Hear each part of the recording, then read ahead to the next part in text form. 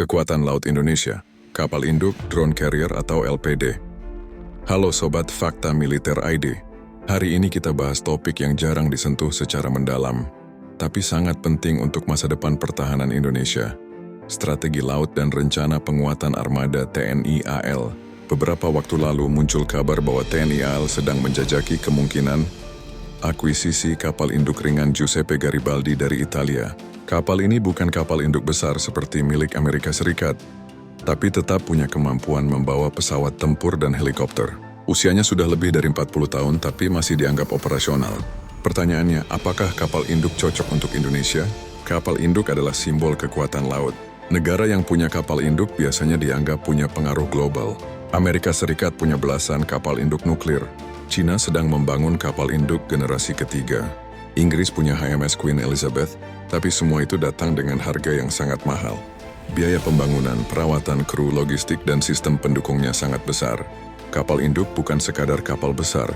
Ia butuh ekosistem, kapal pengawal, pesawat tempur berbasis laut, sistem radar, satelit, dan jaringan komunikasi militer yang kuat.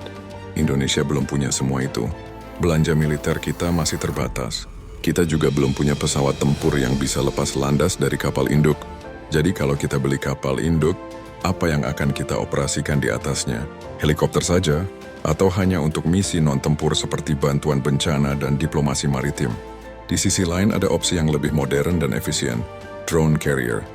Kapal jenis ini belum banyak digunakan secara luas, tapi potensinya sangat besar. Drone carrier bisa membawa UAV maritim untuk patroli, pengintaian, bahkan serangan presisi. Biaya lebih rendah, kru lebih sedikit, dan cocok untuk wilayah perairan Indonesia yang luas dan kompleks.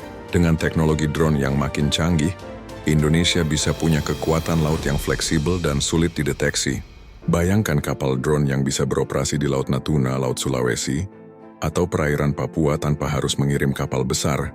Drone bisa dikendalikan dari pusat komando, bisa terbang rendah, bisa mengintai kapal asing, dan bisa mengirim data real-time ke markas.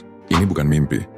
Sudah banyak negara yang mulai mengembangkan konsep ini, termasuk Amerika Serikat dan China. Lalu ada opsi ketiga, LPD atau Landing Platform Dock. Kapal jenis ini sudah digunakan oleh TNI AL, seperti KRI Banjarmasin dan KRI Makassar. LPD sangat berguna untuk misi non-tempur seperti bantuan bencana, evakuasi, dan pengiriman pasukan ke daerah terpencil. Fleksibel, multifungsi, dan sudah terbukti efektif dalam berbagai operasi. LPD bisa membawa helikopter, kendaraan tempur, dan pasukan dalam jumlah besar. Bisa digunakan untuk operasi militer terbatas, operasi kemanusiaan, dan misi diplomatik. Biayanya jauh lebih rendah dibanding kapal induk. Jadi, mana yang paling cocok untuk TNI AL?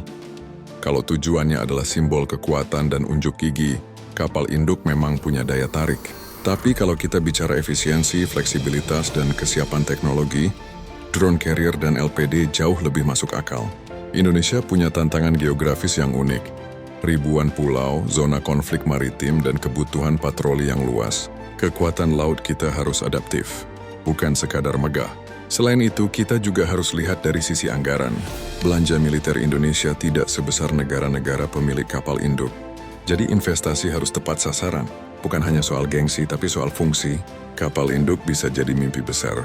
Tapi drone carrier dan LPD adalah langkah realistis yang bisa memperkuat TNI AL secara bertahap, apalagi jika dikombinasikan dengan sistem radar, satelit, dan armada kapal cepat. Kekuatan laut Indonesia bisa dibangun dengan strategi, bukan sekadar simbol. Kita juga harus mempertimbangkan ancaman nyata. Untuk semua itu, kita butuh kapal yang bisa bergerak cepat, bisa beradaptasi, dan bisa dioperasikan dengan efisien.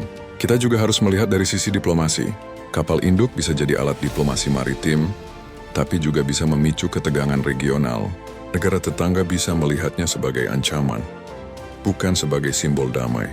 Sementara LPD dan drone carrier lebih netral, lebih fleksibel, dan lebih bisa diterima dalam konteks kerjasama regional.